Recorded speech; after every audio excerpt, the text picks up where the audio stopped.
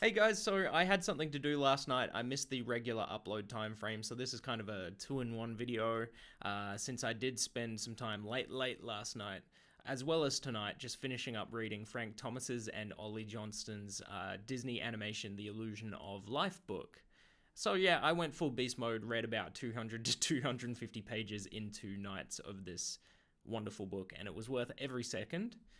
So I guess this video is just going to be my final thoughts on the book before I lay it back on the shelf, sort of retire the book to the dusty bookshelf. Now that I have the full context as to what is actually contained within this book, yeah, I wanted to do this video. It's not quite a review, just some final thoughts before I put it back on the shelf. So, as you know, I'm just a mere hobbyist who is interested in learning more about animation in 2023 just for the sake of learning more about animation. It doesn't matter if it's 2D, doesn't matter if it's 3D or CG, claymation, whatever. The fundamentals, as far as I understand them, are all pretty much the same, or very similar at the least. So, at the start of the year, I looked on a bunch of websites and forums for must-have books on the topic of animation. One of the most fondly talked about and highly recommended books on people's lists is Frank Thomas's and Ollie Johnston's Disney Animation: The Illusion of Life book. In fact, some people refer to this as an animation Bible of sorts. Personally, I wouldn't go that far, but yeah, it's a good book. The book itself clocks in at a whopping 575 pages and contains a variety of fundamental animation techniques, amusing anecdotes, and paints a fascinating picture for the reader in regards to the evolution and growth of animation as an art form in the United States from the early Disney years in the 1920s onwards. They provide you with information about early animation style that lacked some of the fundamentals of animation. That classic noodle arm era, the Steamboat Willie, black and white Mickey Mouse short style. And then, around page 47 to 69, they cover the principles of animation. This include squash and stretch, anticipation, staging, straight ahead action, pose to pose, follow through, overlapping action, slow ins and slow outs, arcs, secondary action, timing, exaggeration, solid drawing, and appeal.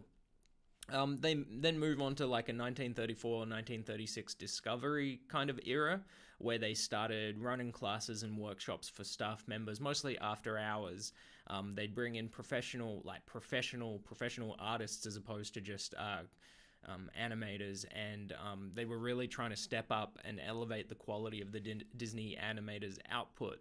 They wanted to take it to the next level, so it's an interesting period in Disney history.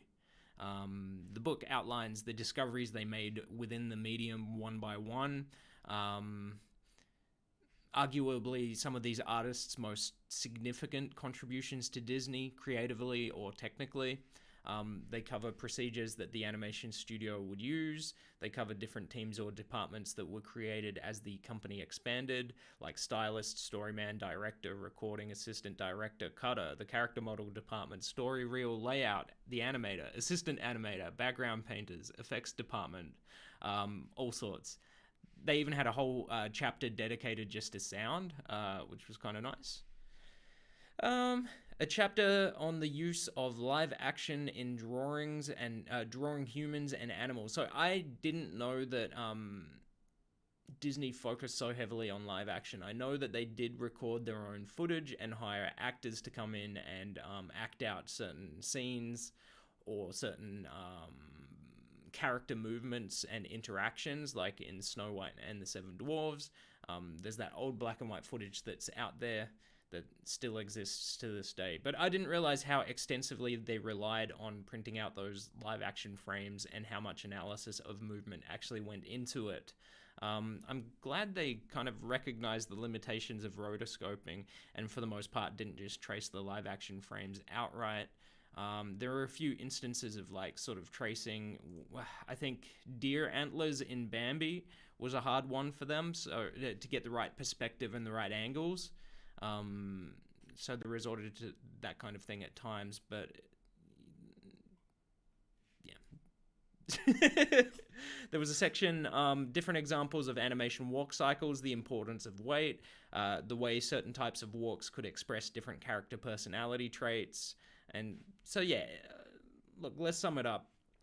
There's a lot less how-to than I expected. I think if you broke down the how-to elements of it, it would be less than 100 pages. Most of it consists of anecdotes and stories from the perspective of key animators and key staff members that were there in the early days of Disney, right?